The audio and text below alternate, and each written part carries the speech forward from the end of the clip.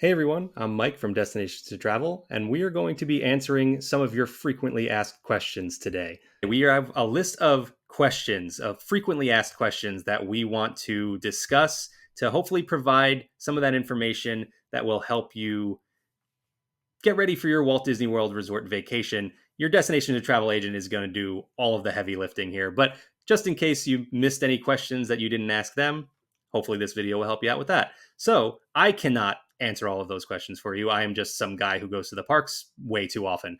So to help me with that, I have Destination to Travel owner Shannon. Hey Shannon. Hey, Mike. How you doing? I'm good. How are you? I'm wonderful. I'm wonderful. I'm always wonderful when we were talking about Disney. So Yes. it's Yeah. never a That's bad day. It's a fun topic to discuss for sure. You know so much more about planning a Walt Disney World Resort vacation than I do. So I wanted to make sure you were here to actually provide some helpful information while I babble about my favorite parks and restaurants. So let's dive into some of these questions. We're going to start off with what seems like it would be an easy one, but I think has more nuance to it, I guess, and is a little bit difficult these days. What is the best time of year to visit Walt Disney World? This is, I think, framed most often in a way that's saying, how do I avoid the crowds? Which, I like to say, if you haven't watched our live streams from the parks, I say pretty frequently, there really is no slow season anymore. So, what do you think, Shannon? Do you have a favorite time of year to visit? I do. And sometimes it has to deal with crowds per se, and sometimes it has to deal with your weather. And you're right, it has changed. It used to be, it was kind of cut and dry of when busy and non-busy was. But I do like to be down in Disney and even out to Disneyland. Quite honestly, this does transfer over to that as well. In September, the first part of September, when everybody goes back to school and that and focused on work and all of those things. And the parks are what I would consider to be less crowded. But I also love the temperatures of first part of December and into January. The On the flip side of it, I think you have to decide what you want to see. So, if do you want to be at Walt Disney World for the holidays? It's an amazing time to visit. They do so much incredible stuff in their parks. Halloween. Do you want to see Mickey's Not So Scary Oh, Halloween my Party? favorite time. Yeah, it's a great, like you said, early September, a great time to visit. So there's a lot of, it comes down to basically what you want to do, what you want your Walt Disney World Resort vacation to be. All right, let's jump into our next question here. How do I order and link a Magic Band? So Walt Disney World has kind of been moving away from Magic Bands in recent years. I know they introduced the Magic Band Plus, but you can do a lot of this with your phone, which we'll talk a little bit more about a little bit later. But you no longer get a complimentary Magic Band with your Walt Disney World vacation. You do get a discount with your vacation, and you can. And a lot of these answers, by the way, are going to be simply the My Disney Experience app. A lot of it is directed right there. You can order your Magic Band in the My Disney Experience app, and then you can have that shipped either to you or to your hotel to pick up when you get there. So you can still use it if you like. You can do it that way. You can do it through Shop Disney. Sometimes Shop Disney has a few different types of styles and things like that. And then you can always wait to when you get on property and, purchase different ones. Now, you can't, if you're not a DVC member, understand you're not going to be able to purchase a DVC member one, or Or annual pass holder or something like that. There are exclusives for sure. but you have to link everything into your My Disney experience. And of course, it all has a code on the back, which is, you'll be able to use that and things. Um, and of course, guest services can always help with that. Your travel agent that you have, your travel advisor can always and will always help you with all of those things. And to link your Magic Band, once you have one, you'll go in the My Disney Experience app. You'll click that sandwich menu on the bottom right there, scroll down to Magic Bands and Cards. You'll scroll down again to find link your Magic Band or card, and then you'll follow the instructions from there. Pretty straightforward. So there you go. Next question. How do I use my phone in lieu of Magic Bands or key cards? So Walt Disney World, like I said, moving away from the Magic Band or even the room key card at the hotel, you can use your phone, and it's the same thing. My Disney Experience app. You'll go in, and when you have your room set up, when your room is ready, it'll show you, open your door or something along those lines. You'll have that right on your homepage in the app. You click that, you go to your door and use that same little touch point, and just magic, just like a magic band, it'll open your door for you. And you can do the same thing at the touch points for the parks. You can use your ticket that way as well. So everything really is already right in your pocket. Next question: what's the best form of transportation to and from the airport? Ooh, nice one. Absolutely nice.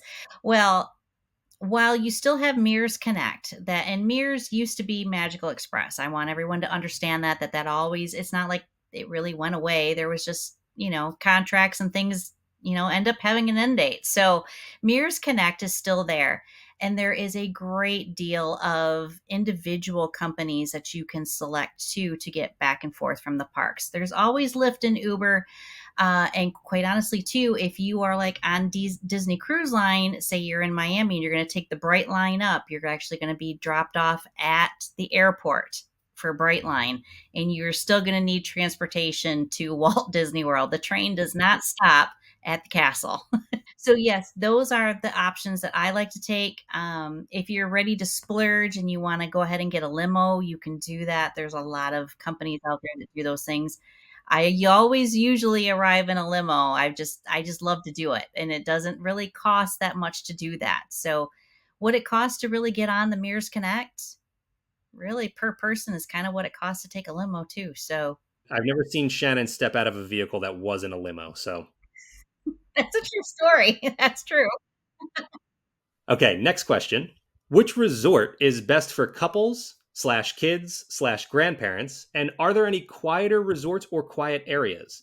So I think we have to break this question down a little bit. And we'll start off here. I think asking what is best for couples, I think really just comes down to what are you looking for in your vacation? And I mean, it really is going to be personal preference. There's going to be a lot of different themes, and the amenities are essentially the same across the board for the Walt Disney World Resort hotels.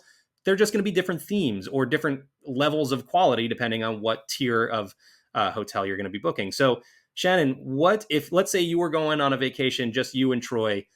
What hotel are you going for? I mean, I know your personal preference, but what? Tell the people which hotel you're going to book. Shannon is always going to go to the Polynesian. I have a connection to that from childhood, but also from our honeymoon. We stayed there at the Polynesian. And so staying there is like going home. Now, I'm a DVC member, and I have contracts at a lot of different resorts, and I've stayed at all of them. And I love to stay in a villa, I do, but I love the Polynesian, and we just recently stayed in the bungalows, and it was amazing. I loved it. And quick plug, you can check out a full room tour of the Poly Bungalows on our YouTube channel right now. I will say real quick, my favorite Disney resort hotel is the Wilderness Lodge, and it really just comes down to theming. I think if my wife and I were just going to go on a vacation together, that's where we would probably want to stay. Now, I don't know how much our answers would actually change breaking it down by those different categories. So the next category would have been best hotel for kids. I think you could look at that and say, if you wanted to save some money, go with a value resort. Kids are going to love Art of Animation. They're going to love Pop Century, even the All Star Sports, All Star Music, All Star Movies. I think those are all incredibly well themed for being value resorts. So, but they're going to love the Polynesian. They're going to love Wilderness Lodge. They're going to love Grand Floridian even. So it really just comes down to what you're looking for yourself. Grandparents as well. I think the amenities are pretty much the same across the board. It's just going to be a different level of quality depending on which hotel tier you're staying at. And it's like, how are you designing your trip? So, are you going to be really heavy at Magic Kingdom, between Magic Kingdom and Epcot, especially if you've got smaller kids and grandparents in tow with that? You're probably going to want to stay more towards a Magic Kingdom property, because nap times and chill out, wind down times, and grandma and grandpa being located and know that they can get the kids back over to Magic Kingdom when you and your husband are going to go off for date night at Epcot or whatever. Very handy to be right there by a Magic Kingdom resort. And really, this long answer comes down to let your destinations to travel agent know what it is you're looking for, and they will help you to find the best hotel. The second part of this question, though, I think is one that you are better suited to answer for me here. Are there any quieter resorts, or are there any quiet areas that you could utilize?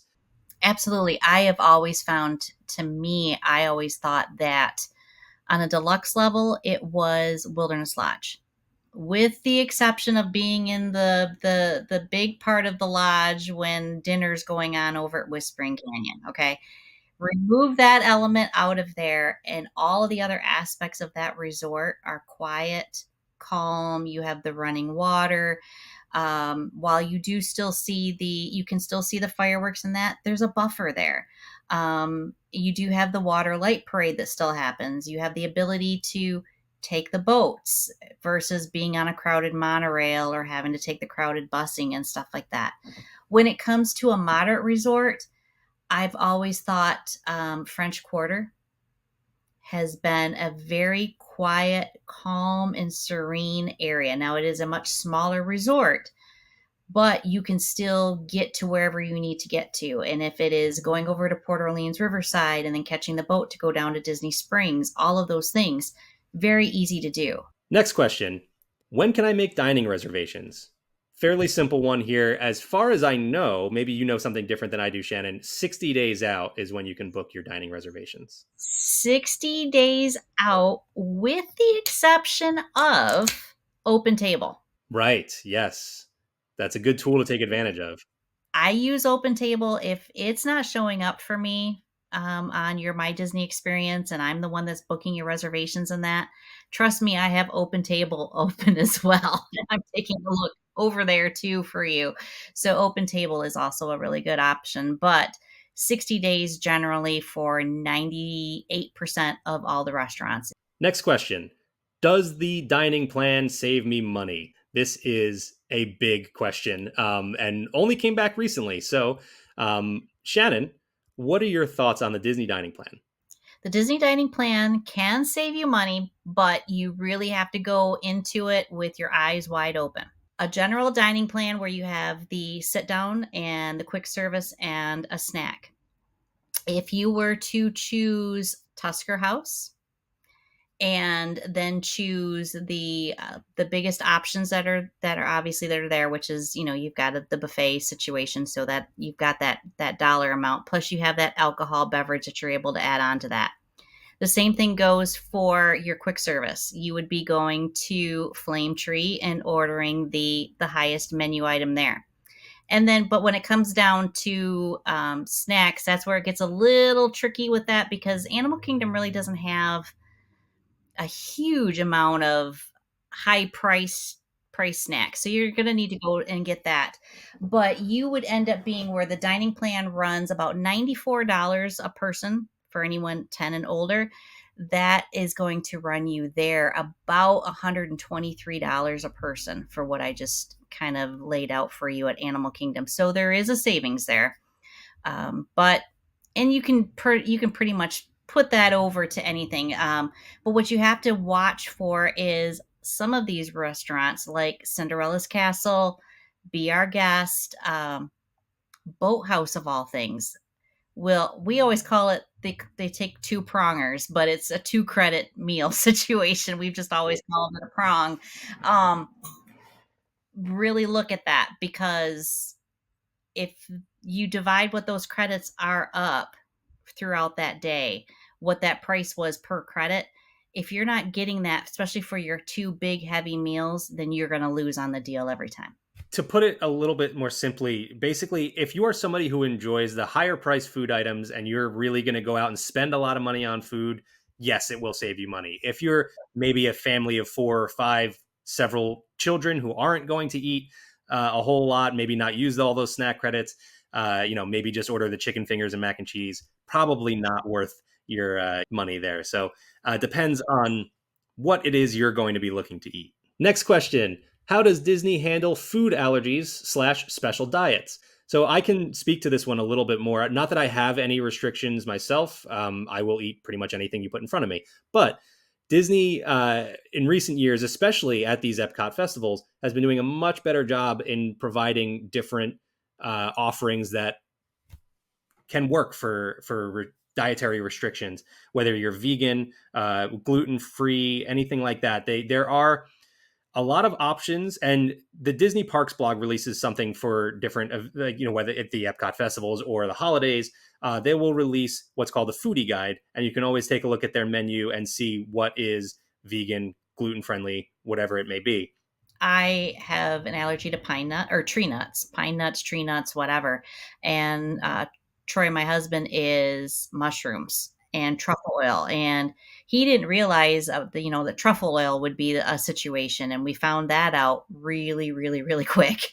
But I have to say, we have never one time had a problem at Disney with any of that. And I just did the Mickey's Not So Scary Halloween party this year, and we had someone in our group that was going to be gluten free and needed gluten free options for Halloween trick or treating candy. And I'm like, how is that possible? What do you do?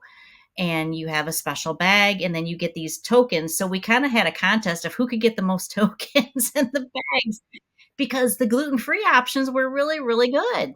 And then you just take that bag with all of those tokens, and it really does not matter how many tokens you get. Okay. It does not matter. You could just take your empty bag and go there, and they're going to give you a bag full of gluten-free candy. So, I mean, I guess if you didn't want to stand in the line for the Snicker bar, just take your gluten-free bag over and get it done, and then go hit all the rides. A new hidden There you tip. go. Yeah, Yeah, insider tip right there. exactly. Next question. How does mobile order work, and is it worth it? Yes, 100%. As somebody who frequents the Walt Disney World parks, it's a great way to save a lot of time. Now, you may sometimes, maybe you're hungry right now and you may have to wait and your mobile order window doesn't open for another half hour or so.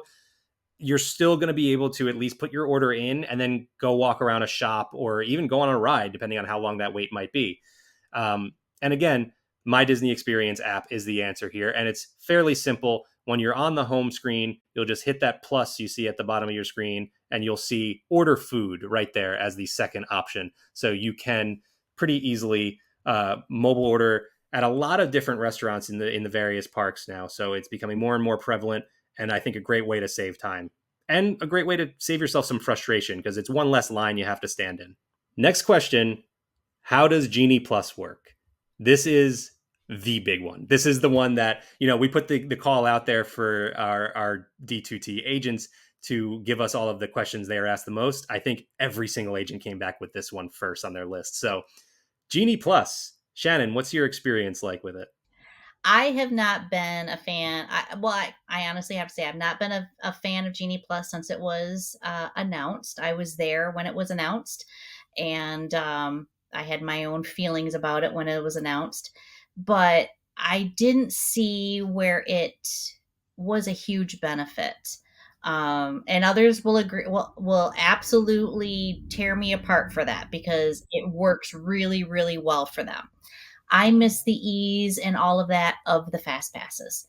Whether you were doing it through a kiosk or you were doing it through your My Disney experience, the fast passes, while there was little things here and there when the systems would go down, as long as you had a paper copy or a screenshot that showed your fast pass, you were good to go. So I think it can be worked on and developed even more, but I don't see a lot of problems with Genie Plus.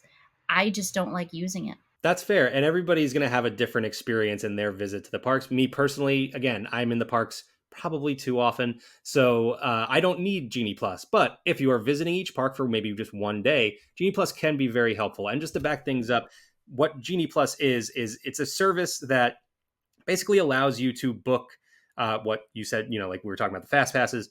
We now call them lightning lanes, but it allows you to book lightning lanes throughout the day for different attractions. Now they do run out on certain attractions, some of them much quicker than others. So that's something to pay attention to and something your Destinations to Travel agent can help you out with. It is valuable if you are, like I said, if you only have one day in each park and you really want to hit all of the must-do attractions, it can be helpful for sure. It just depends on what you're looking to get out of your vacation. If you're going to take it a little bit slower and you don't necessarily need to hit all the big attractions, then it's not for you. But if you do want to try and hit everything, I would recommend, trying it out. At the very least, you could try it out for the first day of your, maybe you have a 4-day vacation. You could try it out for that first day. If you decide it's not going to work for you, don't bother doing it for the rest of the trip then. So it at least gives you that flexibility. Yeah, I agree with that. And then, but honestly, I looked at Lightning Lane video yesterday of Remy's Ratatouille ride. It circled all the way out and around in that. Um, Sometimes the Lightning Lane isn't as lightning. It does get backed up because there is a process where you have to scan in as opposed to just being in a standby line. So it does get backed up at that point and then usually goes a little bit more smoothly after that point. But that leads me to our next question here, which is how does Lightning Lane work? Lightning Lane, as we were talking about with Genie Plus, you can book attractions throughout the day and then you can, continue to book them with your, as long as you have Genie Plus. However, there are certain attractions in each park that use individual Lightning Lane. So you can use individual Lightning Lane on 5 different attractions. In Magic Kingdom, it's going to be Tron Light Cycle Run, Seven Dwarfs Mine Train. At Epcot, it'll be Guardians of the Galaxy Cosmic Rewind. In Disney's Hollywood Studios, it'll be Star Wars Rise of the Resistance. And in Disney's Animal Kingdom, it'll be Avatar Flight of Passage. So makes sense. It's the attractions that have the longest waits or would have the longest waits, but they allow for these individual Lightning lanes. So you can purchase your way to passing that most of that line at least. So it's a good option to have. Not necessarily something you're always going to need, but I think it is something that can help sometimes. I think so too. I think it just depends on the guest and it depends on their needs and what their vacation is looking like. And quite honestly, the time of year that you're going. I mean, if you're going and, the the wait times are, 10, 15 minutes, you're not lightning laning any of that. You're just going to go ahead and do it. So, and that's not being a rope drop person. That's just going at the right time and winning the lottery basically on that. So, And if you're at the park and any of these wait times are 10 to 15 minutes, please text me so I can get to the park as quickly as possible. exactly.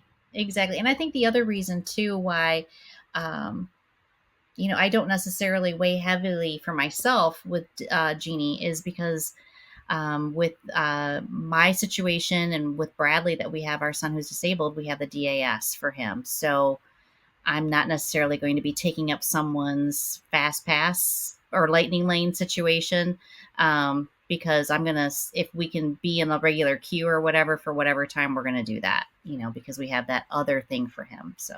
And that's going to lead well into our next question. How do virtual queues work? So I mentioned some of these attractions would have the longest wait times in the park, but they do not because they only utilize a virtual queue. So those attractions would be Guardians of the Galaxy Cosmic Rewind at Epcot and Tron Light Cycle Run at Magic Kingdom.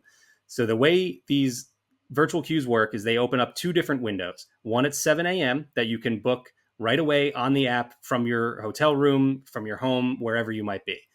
The second one opens up daily at 1 p.m., but you have to be in the park in order to book that second window. So your destination to travel agent can help you out with this, but this is a very tricky, hands-on, in-the-moment type of thing.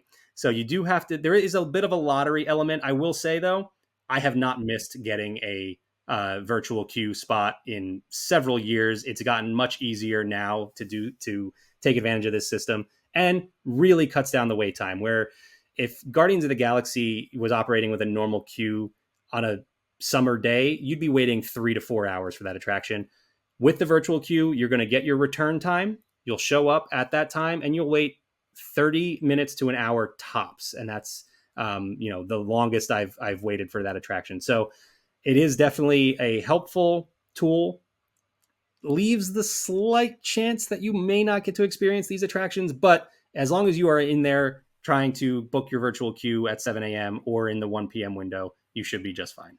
And something to note that on Guardians of the Galaxy, if you have a DAS and you have you've gotten the virtual queue, because it can be a little bit longer of a wait and, the walking and stuff like that, they have anyone with a DAS that has the virtual queue will go through the lightning lane. You won't go through the regular queue for that. And our next question, can guests take ECVs or scooters through attraction queues? So in my experience, yes, for almost all cases. There are some queues that are just the way they're laid out, whether it's a lot of switchbacks or narrow hallways or anything like that, that there may be a separate entrance. So that's something to keep in mind. And the cast members at the front, the entrance to the attraction, will always help you out with that. Exactly. And there are some attractions like Peter Pan. You have to be able to walk on the moving walkway in order to be able to get onto the pirate ship that you're going to be flying in. But like at Haunted Mansion, they're able to slow or stop that attraction in order to be able to get you on. So, I mean, it's really going to depend. But I do know Peter Pan is one that they can't slow down. It's at that pace. That's the way that it is, and that's the only way that it's going to be. So, Which brings us to our next question. What attractions should guests with mobility issues avoid? So the first one that came to mind for me, I mean, now you just mentioned Peter Pan, and so there's going to be different experiences with moving walkways and things like that. So that could cause an issue. But like you said, with Haunted Mansion, they can stop it and they can make the ride more accessible. The first one that comes to mind for me is Flight of Passage, Avatar Flight of Passage over at Disney's Animal Kingdom. And that's more because of the ride vehicle and the way that you have to step on it that may be difficult for some. So it really is going to come down to your specific restrictions. And you can always ask the cast member. A lot of times there is a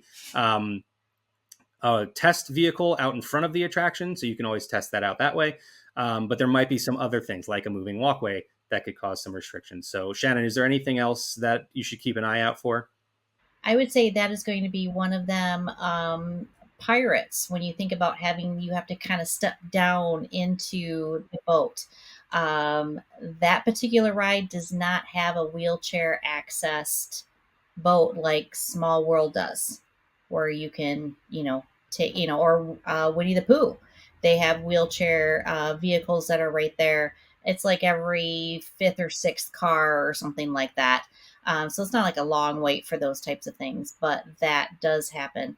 And keep in mind with that, say there is a ride that a guest in your party can't get on and can't really be left by themselves either. And I'll bring up our son that way. We went to get on Flight of Passage. He's ridden it numerous times, but it's been a long time. And we didn't really speak to Bradley about it. And we got there and got ready to get on the ride, and he was not having it. He was not doing it.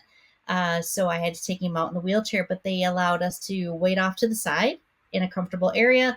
And then we were going to be able to ride swap, and Grandma and Grandpa could sit with him and I could ride with my husband. So those options are there too. Next question. Do I have to fold up my stroller for buses, monorail, Skyliner, or boats? So there's a lot of transportation options around Walt Disney World. Some of them are more fun than others. But yes, in most cases, so really, actually, I guess out of these specific examples, it's really actually only half of them. The buses, you'll have to fold up your stroller, and the boats, the Skyliner, there's a specific example. If you have that double seater side by side, it's not going to fit in the door. So yes, you would have to fold that one down. But a normal stroller you can wheel right onto the Skyliner, and the monorail you can roll your stroller right on there as well. I will say the parking trams is one where you definitely have to fold all strollers to get on the trams, and wheelchairs. Yes, absolutely. Mm-hmm. Yeah, it's fairly easy to take advantage of any of the Walt Disney World transportation. You just will have to fold up strollers in some of these cases. This one is probably my favorite question. What is Disney Springs? Disney Springs is formerly known as Downtown Disney. And I think that's where a lot of the confusion comes in. A lot of people who maybe visited Walt Disney World a long time ago, checked out Downtown Disney, and now they have no idea what Disney Springs is. It's really the same thing. It's Walt Disney World's shopping and dining district. You're going to find some of the best restaurants on property here at Disney Springs. You're going to find a lot of familiar brands across some of the shops at Disney Springs. So it's a really fun, different experience from the parks. If you are looking for something fun to do on a Saturday night, you want to get out, maybe go grab a couple of drinks, go get dinner, and just go shopping in whether it's a Disney store or some of other brands that you might like. You can do that there at Disney Springs. The nightlife is a lot of fun. There's a lot of live entertainment, live music. So it's very different on a Saturday night as opposed to a Tuesday morning. So, and you can check out any of our countless live streams from Disney Springs that we've done over the past 5 or so years to kind of get an experience of what Disney Springs is and what it's like to walk around there. I love nighttime at Disney Springs. I do. I love it. And it has evolved. I mean, back in the day when I first started going to Disney, it was Lake Buena Vista Marketplace before it was downtown Disney and, Paradise Island and, all of these things, or Pleasure Island, not Paradise Island. What was I talking about? Pleasure Island. Um, but really, that whole area has evolved so amazingly. It's between the restaurants and the nightlife, and like you said, the music that's down there, and it's just it is a really nice place to go. And whether you're going during the morning or during the afternoon, I'm going to tell you it's going to be less crowded kind of in the afternoon because everyone is at the parks, and that is a really good time to go, especially if there's um, like the Polite Pig or those types of places that are usually really really busy. That's the time to hit those. Is hit those really in the early afternoon. But Disney Springs in itself, to me, is an attraction. It is. It's Art of Disney is there, and they have the ice cream flights and the margarita and the daiquiri flights and donut flights. And World of Disney is literally the biggest Disney store in the world. So that's an attraction in itself. Shannon, I have to ask you though, real quick, just favorite restaurant at Disney Springs. Go. Paddlefish. Wow, interesting. You chose one that I actually have not tried myself. I will say Homecoming. Absolutely love it. Oh, yeah, that homecoming is good. Paddlefish started off as way back when was the Empress Lily Hmm. back in 78 when I was there. And that's where I broke my arm. So I don't know why I keep going back to that place.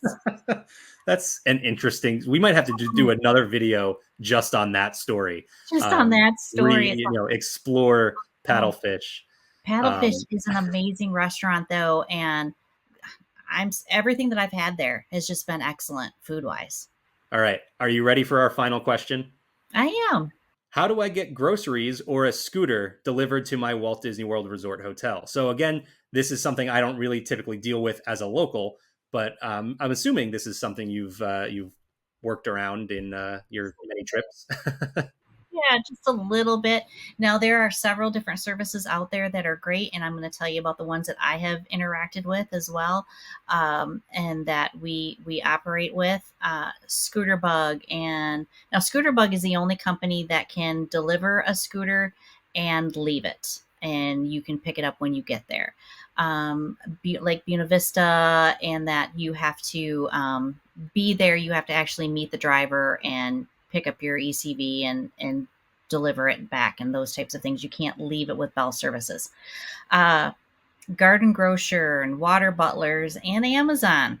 I just did my first Amazon order back down there in July. I didn't know how and all that works because where I live in Michigan, we really don't have those types of services up here. I'm kind of in the middle of nowhere. So um, but I did that for the first time, and that worked like a charm. It was very, very easy to do. A lot of times, these companies will give you a discount the earlier that you reserve your grocery order or your ECV, or even strollers. You can rent strollers from a lot of these places. Keep in mind that if you are a person that has, like, say, a CPAP machine and you need distilled water and all those types of things, you're going to want to utilize that because Walt Disney World doesn't necessarily keep distilled water there at their resorts. They do sometimes, and in a pinch, you can have it there, but you definitely want to make sure that you order those things. So, those are the companies that I use a lot, and they are very, very good at what they do.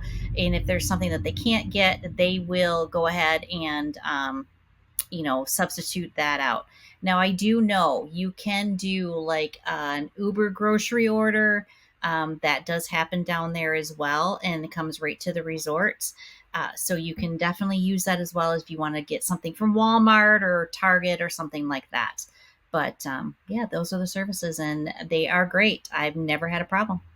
Well, Shannon, thank you so much for helping me to answer these questions. I would not have had the answers to most of them, so your expertise was definitely needed. I'm glad I could help. That's awesome. And hopefully these answers helped you guys out a little bit.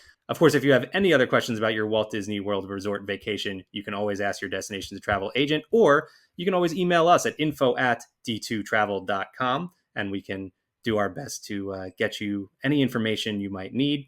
Of course, if you are not yet working with a Destinations to Travel agent, head to d2travel.com, or again, send us an email, info@d2travel.com, and we can start planning your next Walt Disney World Resort vacation today. Shannon, thank you again. I want to go to Disney World now.